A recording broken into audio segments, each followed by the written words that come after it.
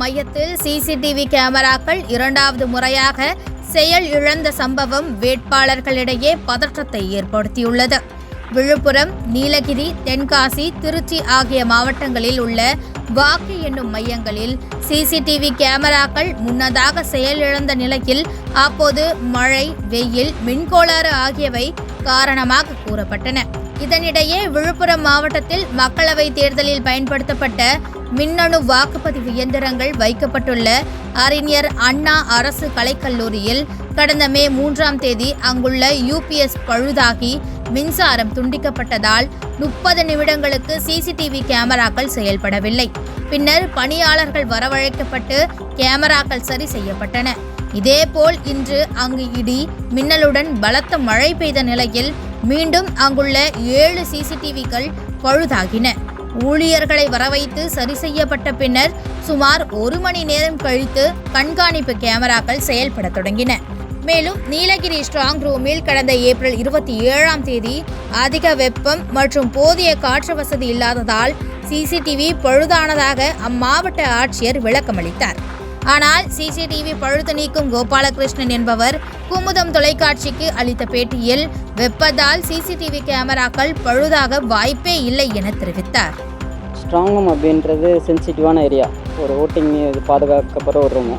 Cameras எல்லாமே பக்கவாக வச்சுருப்பாங்க. அதையும் மீறி எது வருது, ப்ராப்ளம் வருது அப்படின்னா பவரில் தான் இஷ்யூ இருக்குது. பவர்னால் POI சுவிட்சுன்னு சொல்லுவாங்க. அந்த POI சுவிட்சு மொத்தமாக எல்லா கேமராஸ்க்கும் சேர்த்து போட்டிருப்பாங்க. இப்போ 16, 24 அந்த மாதிரி வரும் POI சுவிட்சு.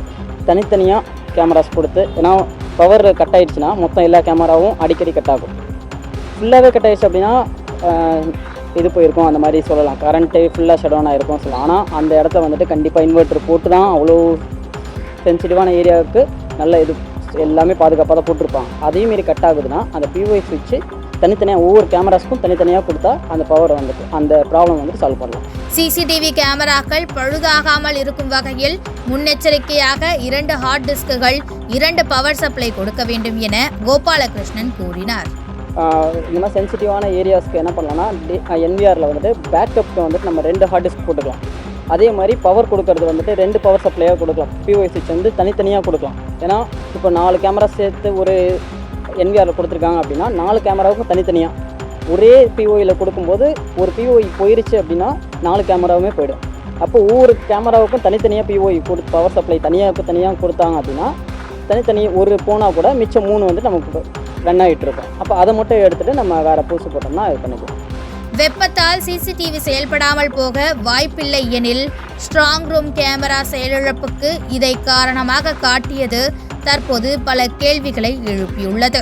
மேலும் சிசிடிவி பழுது நீக்குபவர் கூறியபடி வாக்கு எண்ணும் மையத்தில் தேவையான முன்னெச்சரிக்கை எடுக்கப்பட்டுள்ளதா, அப்படி எடுக்கப்பட்டும் இதுபோன்ற சம்பவங்கள் நிகழ்கிறதா என்பது குறித்து தேர்தல் ஆணையம் விளக்கம் அளிக்குமா என்பதை பொறுத்திருந்துதான் பார்ப்போம்.